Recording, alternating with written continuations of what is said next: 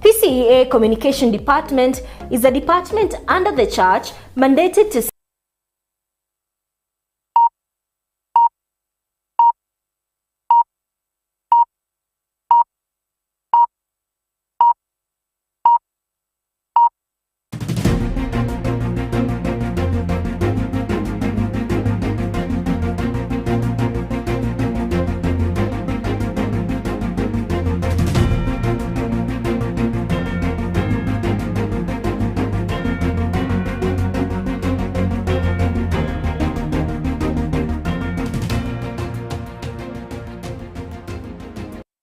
Na mtazamaji, tarehe 8 Novemba mwaka wa 2022 ni furaha yangu kuwa ama tu kuweza kuungana nawe na kukuletea taarifa hizi za Kirk Adhuhuri. Jina langu ni Aidah Munzatsi, naomba uandamane nami hadi muda utakavyoturuhusu. Inspekta Jenerali mteule wa polisi Japhet Koome anapigwa msasa na kamati ya seneti kuhusu usalama pamoja na kamati ya bunge la kitaifa kuhusu utawala. Koome amesema kuwa anaazimia kubadilisha huduma ya polisi hapa nchini. Koome ambaye alikuwa kamanda wa chuo cha polisi cha Kiganjo amehudumu kwenye huduma za polisi kwa miaka 31. Iwapo Koome aliyeteuliwa kwa nafasi hiyo naye Rais William Ruto ataidhinishwa baada ya kusailiwa, basi ataapishwa kama inspekta jenerali na kuchukua nafasi ya Hilary Mutyambai aliyejiuzulu. And are you at any time held any position in a political party? That question is relevant because it is a constitutional right to be in that position. Would like to know that. Have you ever been dismissed from office for any conflict between personal interest and public or official duties? And finally, have you been adversely associated with practices that depict bias or nepotism in discharge of your public duties in those 31 years? So if you can remember those three questions, you can just briefly answer them. Thank you, Chair. Thank you, Co-Chair. Thank you, honorable members of the Parliament. I've never joined any political party at all. I've never been dismissed in any service. I've never practiced nepotism, favorism, not at all, Chair. Thank you. Okay. Finally, before we give the floor to members, Article 10 of the Constitution, that is on national values and principles of good governance. Just share with this committee whether you understand the essence of Article 10 of the Constitution on national values and principles of good governance. Thank you, Chair. That's an article I understand very well. In my office, I always keep this book. The supreme law of this country, the Constitution. I hope together with the Bible. Together with the Bible, even with the Bible, you find it in my office. Proceed. Therefore, just in case, if you allow me to serve as the Inspector General of our beautiful country, if you allow my nomination, Chair, Co-Chair, I wish to state I will have no option. Stick to this Constitution. Article 10, I will have to observe it. Treat everybody with dignity. Be humane. Protect life. I have no option.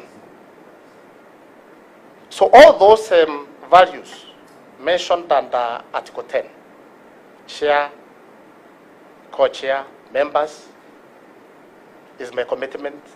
And all through in my policing career, I've put effort towards ensuring I'm a professional policeman and serving all our people equally.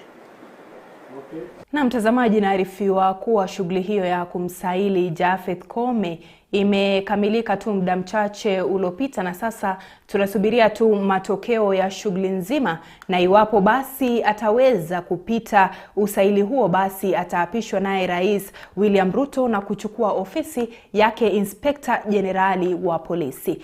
Tukisonga mbele, Daktari Resila Atieno Onyango ameteuliwa kuwa msemaji mpya wa idara ya polisi kwenye mabadiliko yaliyotekelezwa na Kaimu Inspekta Jenerali wa polisi Nur Gabo. Daktari Resila anachukua nafasi ya Bruno Shihoso ambaye amepandishwa cheo na kufanywa kamanda mkuu wa chuo cha mafunzo ya polisi Kiganjo. Katika mabadiliko hayo, mkuu wa polisi wa eneo la Kati Manase Musyoka amehamishwa eneo la Nairobi. Atakayechukua uongozi wa usalama eneo la Kati ni Lydia Ligami, huku Paul Langat akiteuliwa kuwa mkuu wa polisi katika eneo la Magharibi.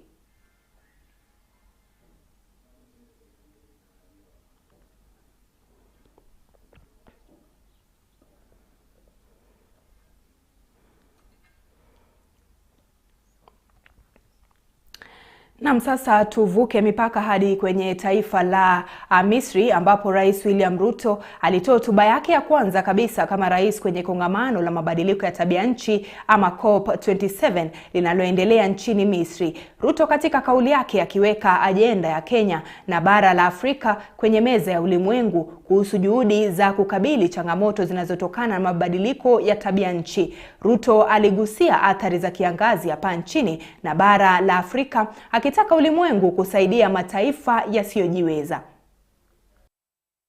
Loss and damage must therefore be addressed with a level of seriousness which demonstrates fairness, urgency, and consideration. Africa contributes less than 3% of the pollution responsible for climate change, but is most severely impacted by the ensuing crisis. Africa, and it is therefore only fair and proper that this conference takes necessary measures to recognize Africa's special needs and circumstances under the Paris Agreement, in line with the Convention and relevant decisions adopted by previous COPs.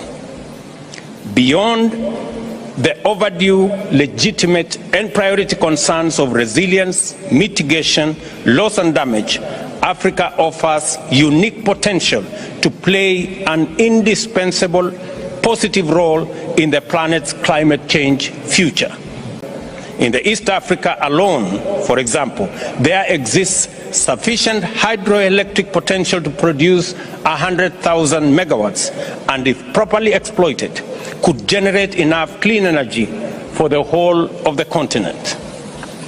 Instead of struggling to power industrialization using dirty energy, which is costly and destroying our planet, we want to make a case for developed economies to decarbonize their production by directing industrial investments to Africa and making use of clean energy to manufacture for the whole world.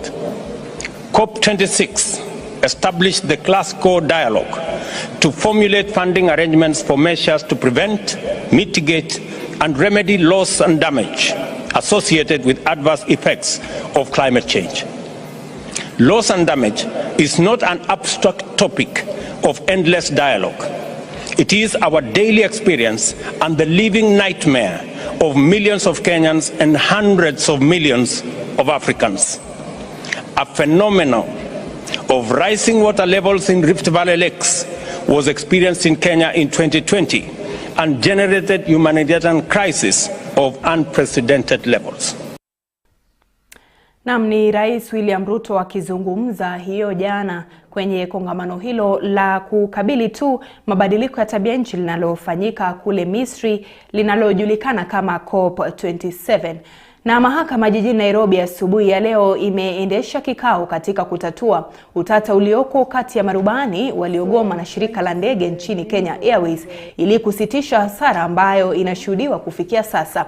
Jaji Ann Mwaore wa mahakama ya leba kwenye kikao cha kipekee amedokeza kuwa ni sharti mwafaka uafikiwe kutatua swala hilo. Mahakama ilikuwa imeagiza maafisa 11 wa muungano wa marubani nchini KALPA kujiwasilisha mbele yake. Kufikia Jumanne, marubani wameshikilia hawatarejea kazini hadi matakwa yao yasikizwe, huku KQ ikishinikiza kuwa haitalegeza kamba na ni sharti wote warudi kazini.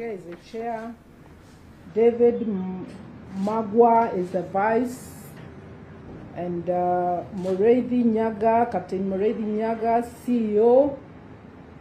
Yes, I've been seeing you a lot.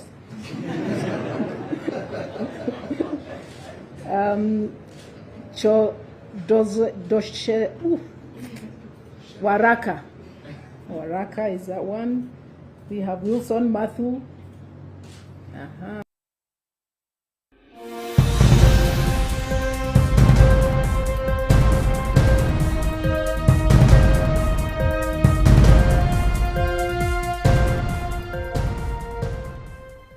Na mtazamaji, sasa tuko viwanjani na Kenya imepata fursa ya kuandaa michuano ya ubingwa ya chesi Afrika almaarufu Africa Amateur Chess Championship kwa mara ya kwanza. Michuano hiyo inatarajiwa kuanza tarehe 26 Novemba hadi tarehe 4 Disemba katika hoteli ya Mombasa Continental Resort.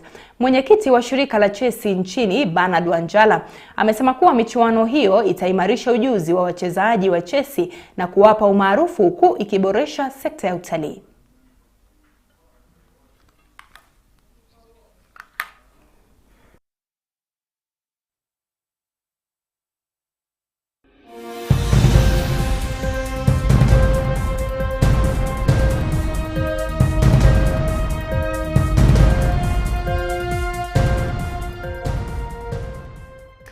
Na mtazamaji, muda umeniruhusu mimi pamoja tu na wenzangu kuweza kukuandalia hayo.